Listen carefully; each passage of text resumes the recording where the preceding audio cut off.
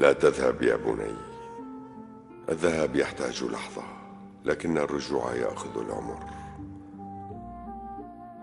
إذا ذهبت ستهجر الطيور من أغصاني، وستصفر أوراقي بالربيع.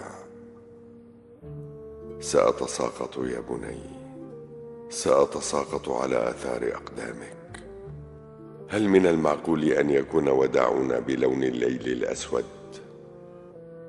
نحن لا نستحق هذا الظلام يا بني. لا تذهب يا بني. لا أريد أن يبقى رسم وجهك بالصور فقط. لا أريد أن تتساقط دموعي على صورتك. لا تتركني وحيدا بغرفتك التي تفوح منها رائحتك.